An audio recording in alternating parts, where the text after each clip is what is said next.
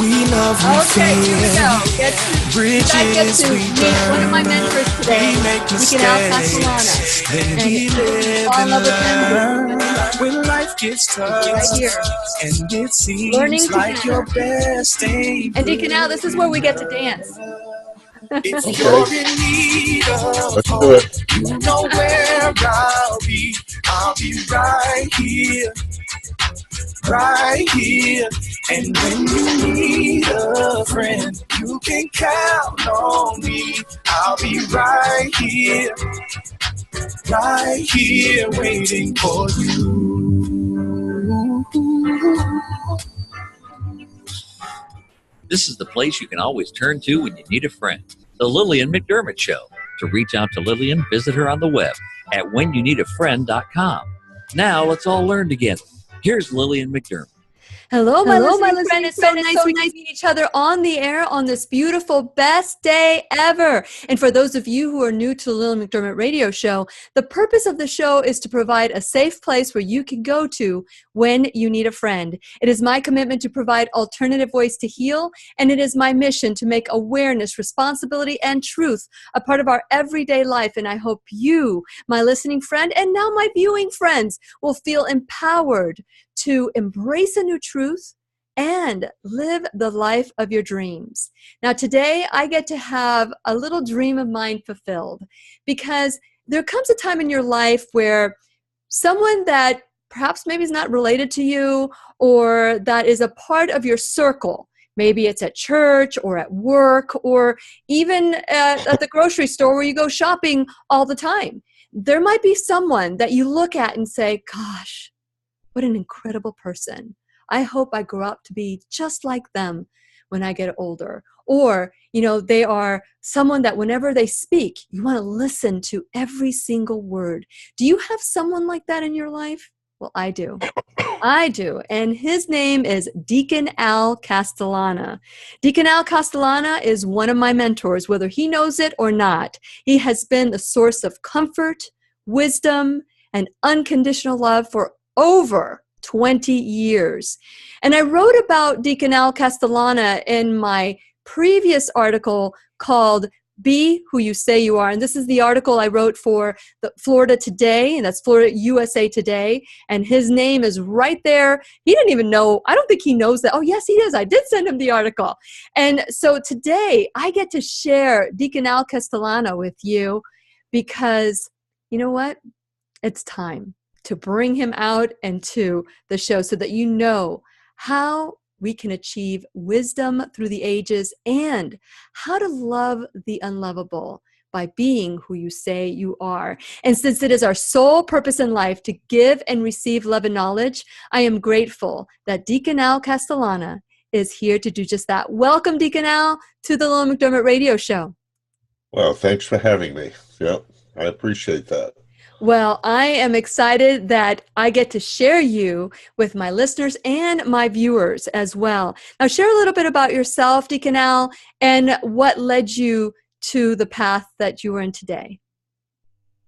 Well, and I think, as you know, that I was in the Marine Corps for a number of years, over 30 years in the Marine Corps, and I find that now that I'm a deacon, that being a deacon is not a whole lot different from being a Marine officer, and primarily because you're taking care of people. That's your primary goal as a Marine officer, and that's your primary goal as a deacon, is to take care of people, and to share yourself with them so that they understand and know who you are, where you're going, and if they're going to be followers, to know what they're following.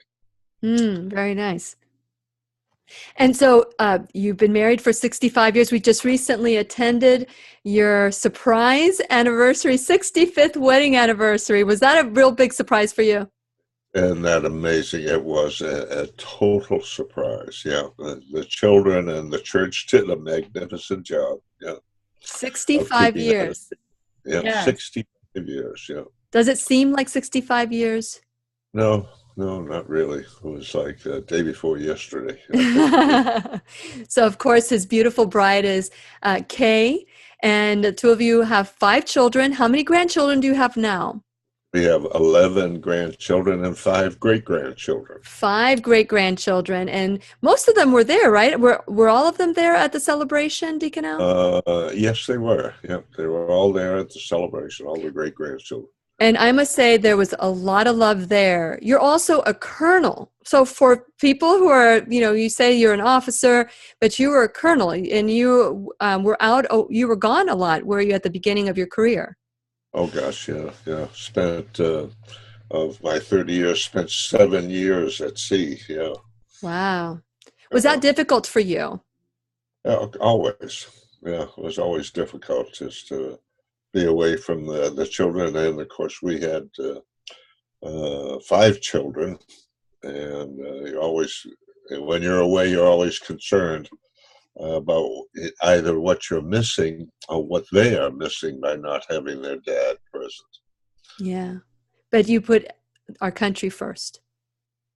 Well, country was first after God and family. Of course, absolutely.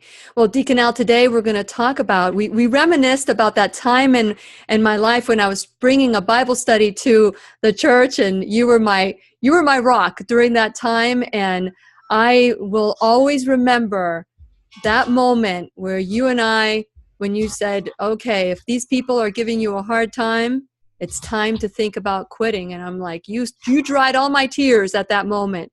You were a source of comfort. And what happened next, those 7 little words changed my life forever. And we're going to talk about be who you say you are and what that truly means in our life with Deacon Al Castellana when we return worldwide at whenyounneedafriend.com. We'll be right here waiting for you.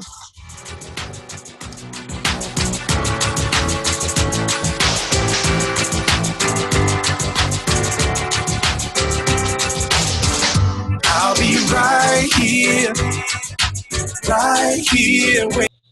So Deacon Al, I told Julie Michler before this morning, I said, guess who I get to interview today? And she goes, who? Because she's a regular on my show. We do a segment called Breaking the Walls of Religion, where we visit different denominations and we worship with other people.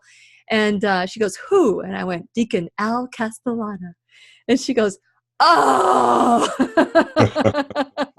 So you have so much love around you. So many people appreciate everything that you do. And I wonder, do you ever go through times in your life where you feel, do people get me? Have you ever wondered that? Well, yes, but you just keep on keeping on. Keep on keeping on. You know, whether you realize that eventually, I think you have to believe that sooner or later, the words will sink in. You know, we can never unhear anything. Once we hear it, it is there. And so what we do, if you say something, it'll always be embedded in the person's mind. They may not remember who said it, but it will be there. Very good. And so we're going to get started because we are ready for our next segment. So get ready to dance, Deacon Al. I'm here. It's going to come on pretty soon. Hit it, Brian. There we go. I'm intuitive like that. I know when the music class will start. You can count on me. I'll be right here waiting for you. You can text Lillian McDermott or leave her a voicemail at 407-373-5959. Once again, here's Lillian. And I am so grateful that I have this show today more than anything. You know, I've interviewed so many wonderful people, world-renowned people, and I'm excited to bring these healers, these authors, but none brings me more joy than introducing you to Al Castellana, Deacon Al Castellana, who for 20 years I was at, and we just lost him. Okay. So here we go. And for those of you who are watching, We got disconnected, and now we're going to do this all over again. Don't tell anybody. You can text Lillian The McDermott beauty of pre-recording. 407-373-5959. Once again, here's Lillian. And welcome back to the Lillian McDermott Radio Show, where we always learn and grow with one another. As you know, I've interviewed such wonderful people, the 6.5 years and more that I've been doing the show. World-renowned healers, authors, people that have written for the Dalai Lama. I mean, we've seen such great people, but nothing brings me more joy than sharing Deacon Al Castellana with you. A part of me, a little bit of Deacon Al Castellana is in a lot of people. A lot of people have enjoyed his wisdom through the ages.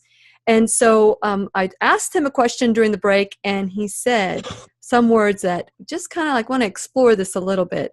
We can never unhear.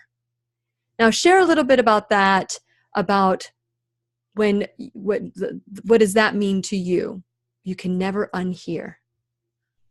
Well, what it means, Lillian, is that it's like we can never unsee and something. And one of the things when I was in the Marine Corps that always talked about my officers about was that, in the Marine Corps, we are a very disciplined organization, organizational discipline, personal discipline, physical discipline. But one of the things we always reminded our officers and troops about is that we need to have the ultimate discipline, which is to be the master of our thoughts and the masters of our thinking. And in order to do that, we have to recognize that not only is everything we hear, but everything we see and think influences our thinking. So being the masters of our thoughts, being in control of our thinking, means that we have to control or master the inputs into our thinking. And so when I say we can never unhear something, we cannot unsee something, and that prompts, okay, I need to be a defender of my thinking. I need to defend my memory. I need to guard my memory and ensure that what goes into my memory is something that is the ammunition that I want to use to be the person that God wants me to be. Very good. Very good. So as we protect ourselves and we guard our thinking and we, did you use the word defend our thinking? I'm not sure if I heard that word or if I'm making that word up. What happens? Okay, good, good. What happens when we're defending something that is totally an illusion and it's true to us, but it's not true to the other people? For example, the article that I wrote, Be Who You Say You Are, those wonderful, magical little words. I just want to, catch everybody up. What happened was I was bringing a ministry, and there were a small number of 5 people that were in my eye, poking my eyes all the time, poking me in the eyes. And they were causing a lot of friction, a lot of problems in the ministry. And Deacon Al was there week after week to coach me, to guide me. And at that moment, I just couldn't hold it in anymore. I burst into tears because these 5 people versus the 145 people that were there to learn and grow along with me, I was focused on the minority instead of the majority. And so my vision, Deacon Al, changed in an instant when you said, well, perhaps maybe you should quit because these people are such a strong source of an issue in your life. It's causing you problems. And you said, maybe it's time to quit. And at that moment, in my tears, I remember rubbing my eyes and going, no, it's not time to quit. And you said, well, what will it take for you to quit? And I said, nothing. I'm never going to quit. And that's when you said, be who you say you are. Those 7 words changed me. If I am going to run this ministry, if I'm going to do what I felt I was being called to do, that I need to deal with whatever is coming and focus on my intention. And so those words, my thoughts were, these people are against me. These people are making my life miserable. But your words, be who you say you are, change my perception dramatically. And I turned it on my vision and my purpose. So at what point do we stop defending our thoughts, Deacon Al? Well, I think we always have to continue to defend our what goes into our minds. But when we say to ourselves, or someone says to us, be who you say you are, or be what you say you are, Mm-hmm. we truly have to know what we're talking about. Intention. No, we have to know who we say we are. Okay. More often than not, most of us go through life just meandering through life without any clear definition of who we are. What is the most important things in our life? And I believe strongly that each one of us needs to, not should be, but needs to be meditating, going into our thoughts, meditating on who are we and what do we say we are, or who do we say we are, either one. That's a lifetime of meditation. Who really am I? What is the most important thing in my life? What is the second most important thing in my life? And why is it the second most important? And why is it behind the first? And why is the first ahead of the second and the third and the fourth and the fifth and so on, these things in our life? And once we have meditated and thought about what our priorities are in our life, and actually and literally sit down and write them down so that we can see them, then from that point on, then all the conflict is done away with. There is no conflict, mm-hmm. because we have already decided what is important and why it's important.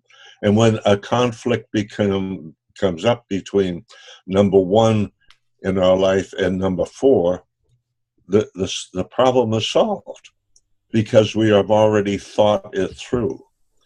And so that when we say to ourselves, be who you say you are, we know who we are.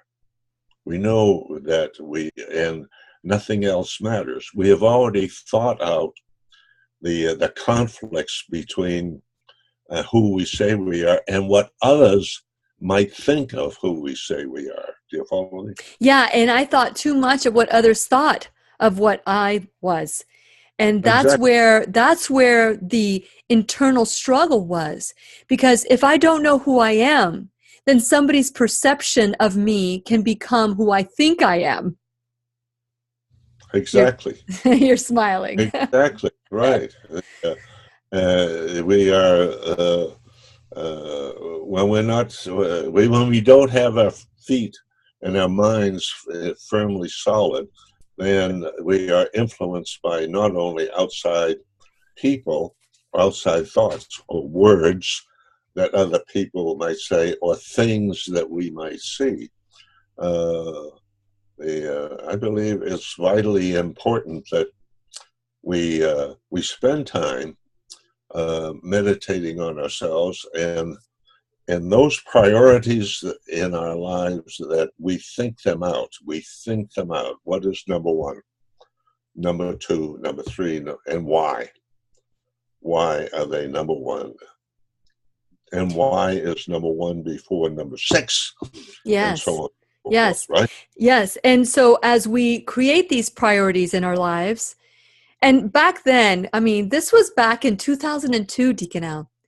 2002, and here we are many, many, many years past that. And I remember it as it was, I was sitting in Robert's office, And I remember that moment. I didn't have the tools that I have today. And I started thinking about the tools that I have today that I will hopefully have more in 20 more years. I hope that I continue to gather tools to help me. One of the tools that I value is the book, The Four Agreements by Don Miguel Ruiz. Have you read that book, Deacon Al? I have. An No. excellent book. I've interviewed his son, Don Miguel Ruiz Jr., who is a great inspirational writer and speaker and author on his own rights. But the four agreements are, the first agreement is be impeccable with your word. The second one is don't take anything personally. The third is don't make assumptions. And the fourth is always do your best. Those are the four agreements. Don Miguel Ruiz, the first time I heard that, it just made sense. It's like every step in our life, like that moment, Deacon Al, that you were coaching me, that you were counseling me, that you were comforting me, was a part of the tool that I added to my little toolbox. Be who you say you are. Then on top of that, reading the four agreements and realizing I was taking everything personal. It wasn't about them. It was about, or it wasn't about me. It was about them. It was how I was looking at what they were doing. And once I changed it, which was another tool that I learned from Dr. Wayne Dyer. He said, and I know this is not his quote, it's from someone else. He said, when you change the way you look at things, the things you look at change. And at that moment, when you said those words to me, you changed my perception in a minute. So because of that, I was able to focus on my intention. What was my goal? And it changed my life from that point on, because I knew there was more that I needed to learn. And you have been a wonderful stepping stone. So I'm wondering for myself, I've gathered a little bit of tools along the way with people like you, wonderful teachers along the way. When you look at yourself and your life today, and if you were to talk to young Al Castellana before he became Deacon Al Castellana, who you are today, what would be words that would come to you? What are some of the things that you would say to young Deacon Al or young Al? Well, I think one of the key things that I find lacking in our culture is that since we are such a transient culture, and the nuclear family doesn't exist anymore. We don't have grandparents. We've all moved away. And so what we're missing is a mentor, is someone who is able to guide us. And what would suggest to, I would say to young Al, is that find a mentor, and not necessarily one that you're going to be with forever, because things change and your life changes. And so you may be changing mentors from time to time. Very good. And this is what we're going to do. Hold that thought, Deacon Al, because we're going to continue this conversation off the break. But when we return, we're going to get tips on how to be who you say you are and how to love people who poke you in the eye. Love the unlovable. That's what we're called. And we're going to continue our conversation with Al Castellana when we return worldwide at whenyouneedafriend.com. We'll be right here waiting for you. Right here waiting for you. While Brian is getting ready for our next segment, if you were to, do you recognize young Al today? Like if you look at pictures or videos of yourself, do you recognize that young man? Oh yes, I see a naive young fellow who thought he owned the world, at 16 or 17, that I know it all. But like I just said, the unfortunate thing is I didn't have someone in my life who would say, yeah, you know a lot, but believe me, you don't know it all. You didn't have somebody in your life that shared that? Not even your family? Anyone in your family in particular? No, not really. Even in my college days, Marine Corps days, it takes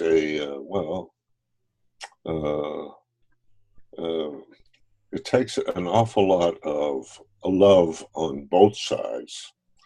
That's from the mentor and the mentoree, to be able to say something like that and have it received, have it presented and properly and received properly. Yeah, right? I know what you're saying. Yeah, I get it. You have to be open.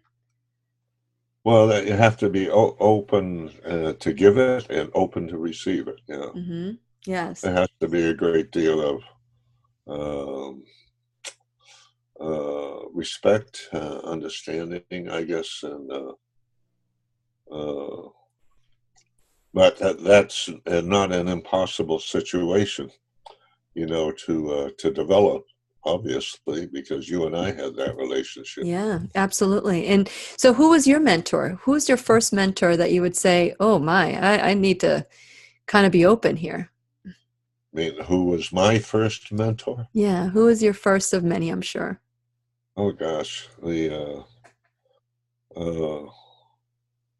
have to go back to when I was a young second lieutenant. Mm-hmm. And my first mentor was a sergeant, a gunnery sergeant by the name of Mike Marich. Mm-hmm.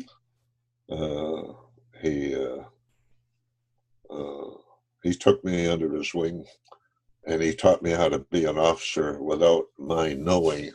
He was teaching me how to be an officer. He was your Miyagi, wax on, wax off, huh? Exactly. Yeah. Okay, I'm getting a cue that we're ready to go, and pretty soon we're going to hear the music because I am intuitive like that. There we go. When you need a friend, you can count on me. I'll be right here waiting for you. You can text Lillian McDermott or leave her a voicemail at 407-373-5959. Once again, here's Lillian. And welcome back to the McDermott Radio Show, where you can hear us worldwide at whenyounneedafriend.com. I am your host, Lillian McDermott, and it is my goal that we go through life with childlike wonder. Learn from everyone. We can learn from everyone in our life. If you go through life like that, it's magical. If you think you know it all and that you're done growing, then put a chalk line around you because you are dead. You never stop growing, just like you never stop breathing until that last breath. And hopefully you've lived the full life that you were intended to live. These are kind of the things, the tools that we learn along the way.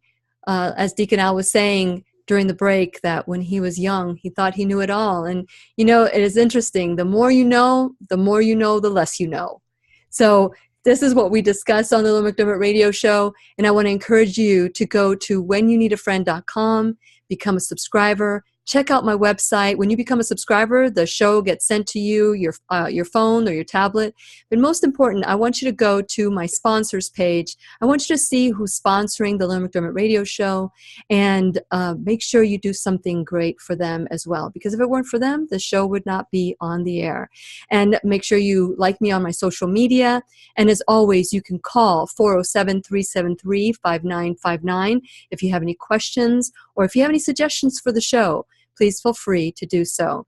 And so today we have Deacon Al Castellana, one of my mentors, and someone that I am so excited to introduce you to. We were talking off the air, and if you want to watch the video, you can watch it on on YouTube. Also, it'll be on Facebook.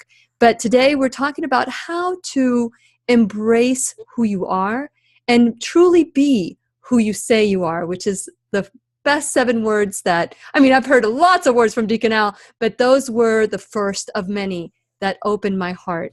Now, Deacon Al, I had asked you the question during the break, do you recognize young Al? And what would you say to him? But here's the question. As we are growing up and we are making decisions for ourselves and learning who we are.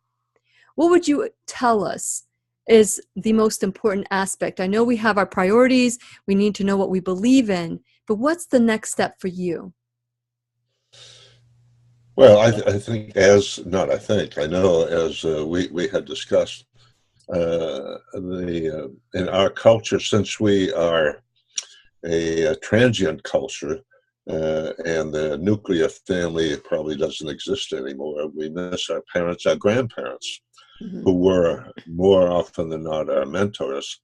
And I believe powerfully that what is lacking in our culture, in our society, are mentors. And especially for a young man, and I'm sure for young women as well, is that as I told you, that when I was a youngster, I thought I knew it all. And I knew a lot, but I didn't know anything. And what I needed then, and still need even at this age, is someone to guide me, to help me. I do pray a lot, obviously, but I think, as I said, when I was a young lieutenant, the mentor that really impresses me was a sergeant by the name of Mike Marich, and he truly taught me how to be an officer, even though I had been through all of the schools and was commissioned.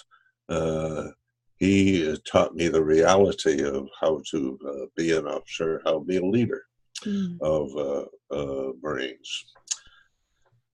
And so what was that moment for you? Because you often talk about metanoia. Metanoia is a change of heart. And so what was that moment for you? Because there have been times that if you've made references that, this is not who I used to be, but this is who I am today. I've heard many people say, oh, this is who I am. And I say, no, that's not who you are. That's what you do. You can change what you do and become a better person of who you are.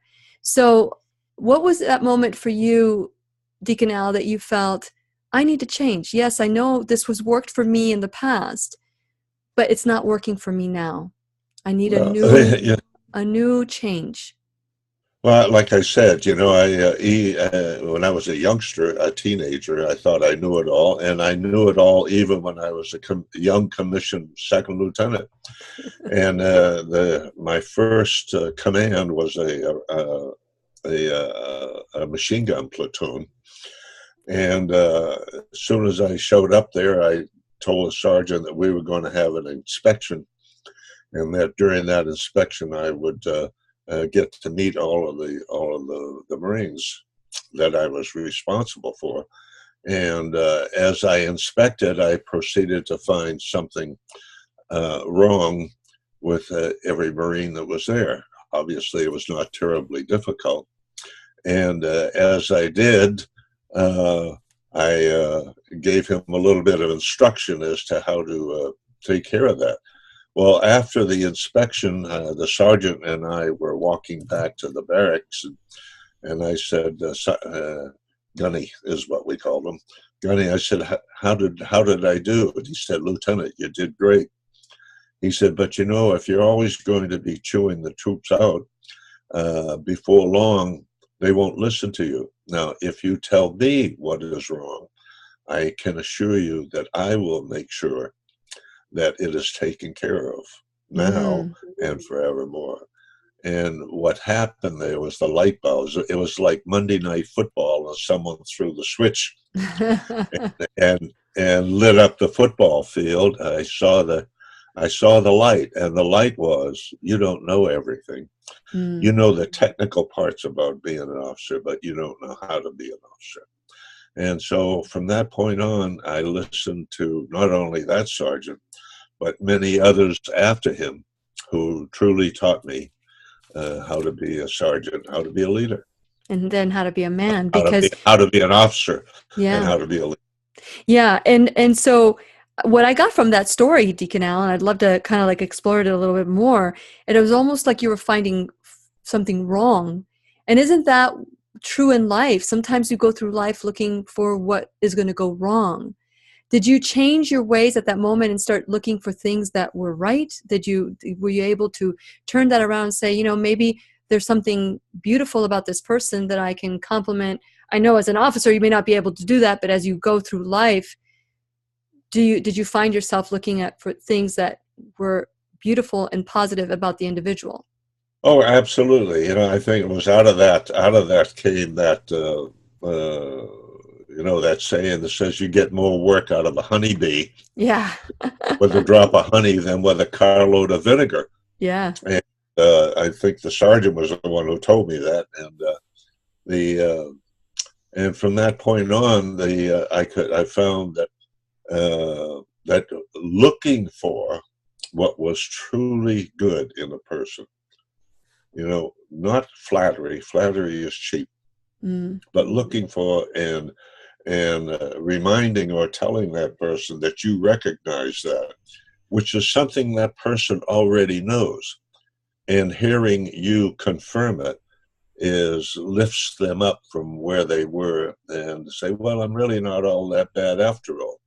But more especially, I think, for us, for the one who is recognizing that, it helps us to be what we say we are. That's good. And in the Marine Corps, the Marine Corps definition of leadership is the sum of those qualities of intellect, human understanding, and moral character that allows one to inspire, keyword, and control a group effectively. Keyword there is the inspiration. Well, you're not going to inspire anybody with a carload of vinegar, but you will inspire with a drop of honey. Very good. Now, how, I know that we're getting close to the end of the segment here, but I wanted to hear, there's so many people in our lives that maybe rub us in a way that challenge us. They rub us in a way that challenge us to a new level of understanding and love. What would you say is the number one thing when somebody is in your life that they're just gnawing at you? What is the best thing that you can return back as you deal with these people? Well, I think the first thing is to remind ourselves that when that happens, persons are trying to detract from our personality to add to their own. And I think we can reverse that by when we are being, if you will, by being assaulted by someone, is take and find what is good in them and reverse it. Give them a compliment. It will disarm them completely. Oh boy, that is great advice, Deacon Al. And it's funny because during that time that we were talking about in 2002, there were many times where I had to really focus on what was beautiful and good on these individuals so that I can stop focusing on the distraction. They were all distractions, and we need to be about who we say we are. And we're going to continue our conversation with Deacon Al Castellana, my mentor. For those of you who are tuning in and you're wondering, who is this man? This man is a man that is in my heart that I have learned a lot from, and I am excited to bring him to you so that you can hear his wisdom through the ages. And we'll be right here waiting for you worldwide at whenyounneedafriend.com.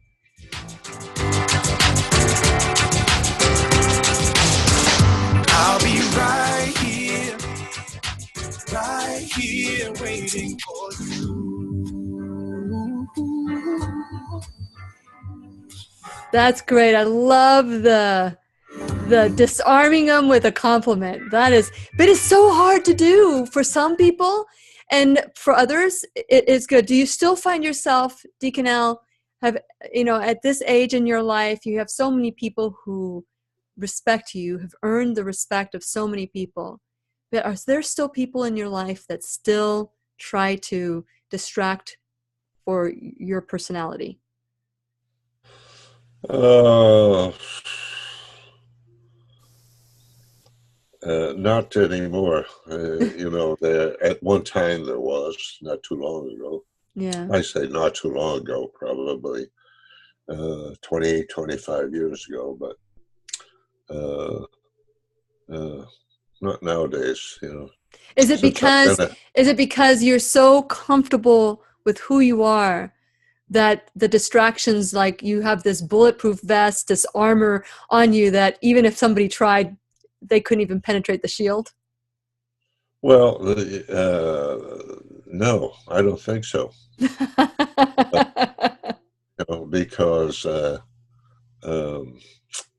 I have suffered the slings and arrows throughout my life, and have been successful in being able to ward off those shots, and sometimes with a great difficulty, you know. But I find that peace is everything, you know. Let's talk about that. Let's talk about peace when we come back. I know that the studio is ready, and I know that pretty soon we're gonna. There you go. We got that music, and this is our last segment, Deacon Al, and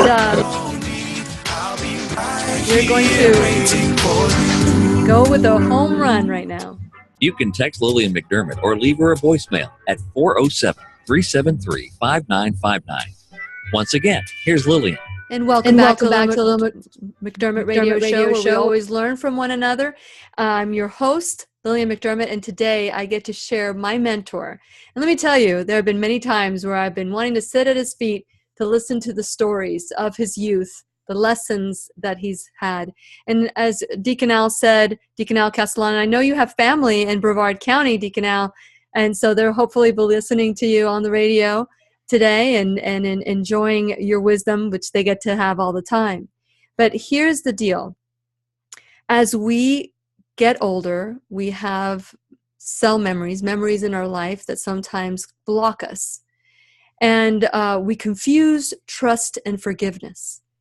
We think that because we've forgiven someone, that somehow they can come back and hurt us again. And so I'm sure you've seen this through your ministry and your life as an officer. What is some words of wisdom for someone who has someone in their life that they just keep forgiving and they keep allowing them back in their lives?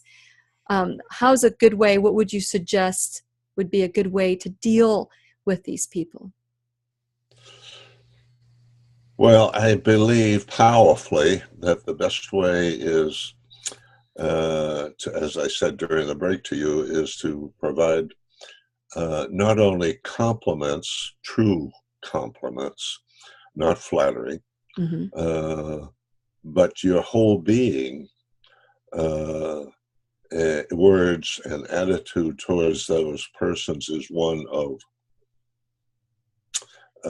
Christ-like affection, you know, just understanding that they may have their faults, but whatever they are, you still love them. And in dealing with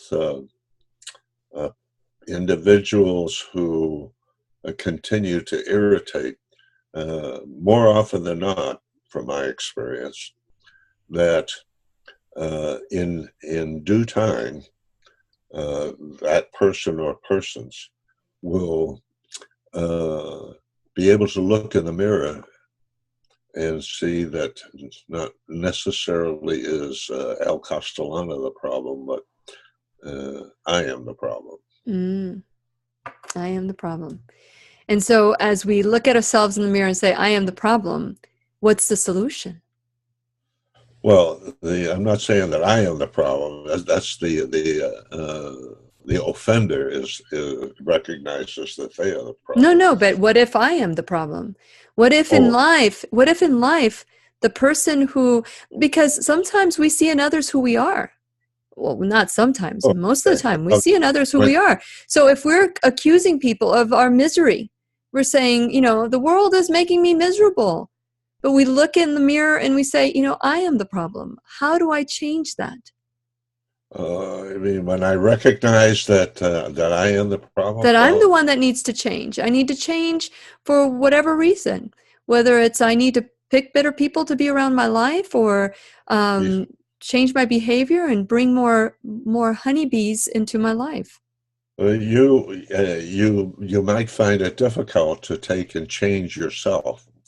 So the suggestion would be to find a mentor, to find someone who can help you to look into yourself and to pick out that one or two little points, like be what you say you are, that will help you to discover the real you within you. The real you is the goodness within you, not necessarily the detrimental part of us, but the look inside and bring out the goodness. And how do we do that? We all of a sudden our eyes are open and we can see goodness in other people, and we say, that's who I want to be like. I want to imitate that person. And at what point imitating that person becomes who you are? How do you imitate someone and be genuine?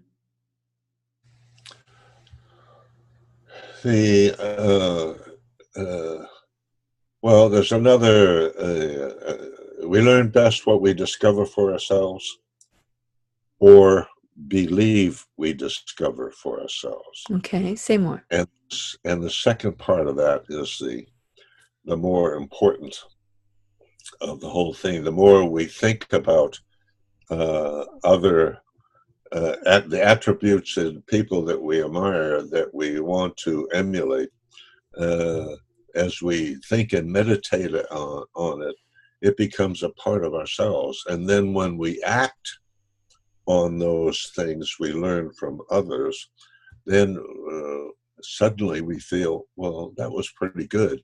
You came up with that yourself. Oh, did you? What really happened is you were influenced by some other people. And I have to say that about myself, is that nothing that you hear or see in Al Castellana is original. I pick it up.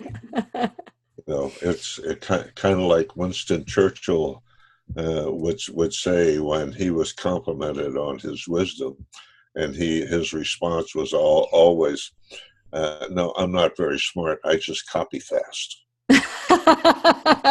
Okay, so what I'm hearing you say, Deacon Al, is that the sum of all the people around us could eventually become who we are.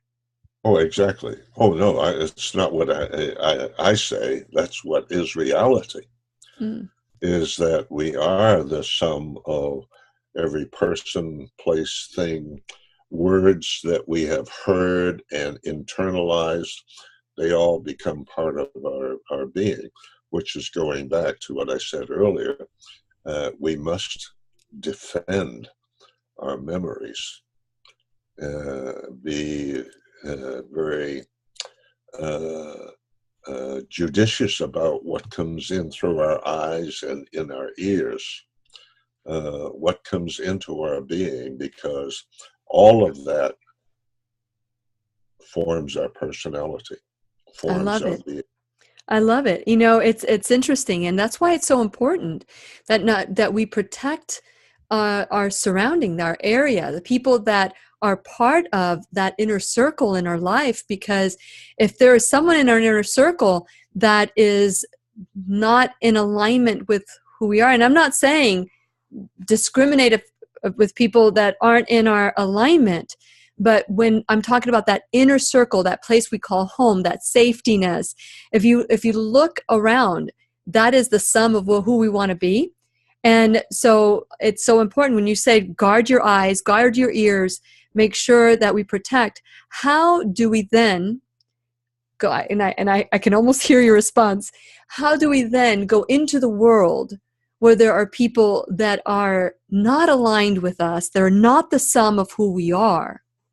But we want to be the ones that mentor the other people, or want to be at a place where those people would look at you and say, I want to be that.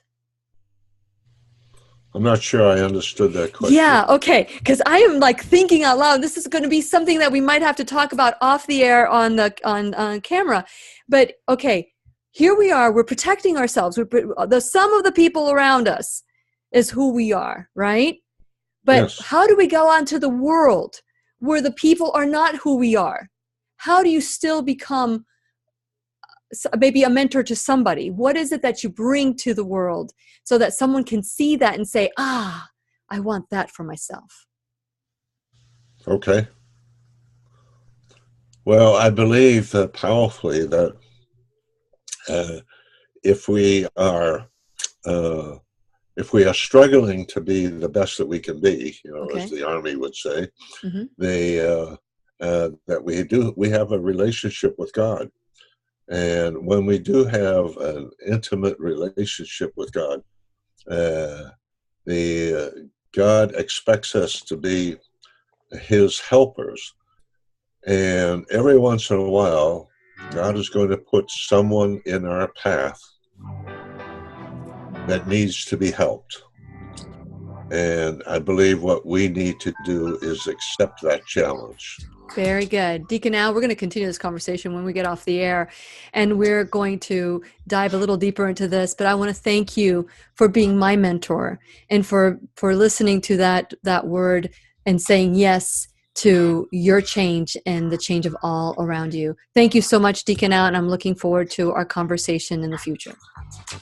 And to you, my listening friend, remember, I'll be right here waiting for you worldwide at whenyounneedafriend.com. This is Lillian McDermott wishing you love, peace, joy, and unexpected abundance. Make it the best day ever. Oh, okay, Deacon Al, don't go anywhere because we're going to finish this conversation. I think you understood what I was trying to say is how do we go into the world and not become the world? That is the question I was trying to ask you when we were on the air. Like, how do we continue the sum of all the people around us? But when you step into the world, now they're not the sum of me, but maybe I could become the sum of them. Does that make sense? Oh, absolutely. Absolutely. Well, going back then to what we talked about defending our memories, when we go out into the world, hopefully we can realize that we're entering into a combat zone. And when we're out there, we need to have our intelligence, know what is about us, be aware of what is about us, but more especially, we need to have our defensive efforts, be able to defend ourselves, and then, if necessary, use our offensive tactics. And out into the world, our offensive tactics might more often than not be just walking away and just getting out of a particular environment. But I find that going out into into the cold, hard, cruel world is a constant challenge. Yeah, we can keep ourselves safe. But it's being out in the world, but not becoming the world. All one has to do is turn on the television and the evening news, and you can see the turmoil that's going on out in the world, and that's what they report. What I choose is not to be a part of that. The environment that I've been placed in my family, in my church, in the community that I operate in or I live in. I dearly love each one of those, but more especially, I love the people that are in those environments. balance. And that's where I choose to be. Very nice. Very nice. And sometimes, like you said, sometimes you do have to walk away from those environments before some of them change who you are. Well, I think one of the key things of what we just talked about is the word choice, choose. Mm-hmm. And that is one of the greatest, if not the greatest gifts that we have, is this ability to choose, as opposed to animals who are moved by instinct, but we have the ability to choose to do or not to do, to say or not to say, to listen or not to listen, to be or not to be. And so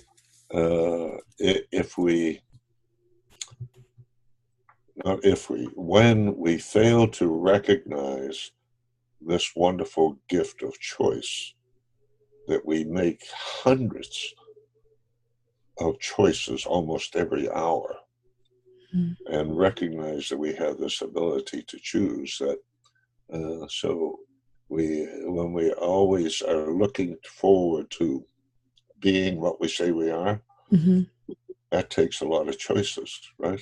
Yeah, that's right. You got to start with the choice of figuring out what your priorities are. What you've been talking about already, about what you did in 2002, you made a huge choice. And I have to tell you that that ministry you started continues to flourish abundantly.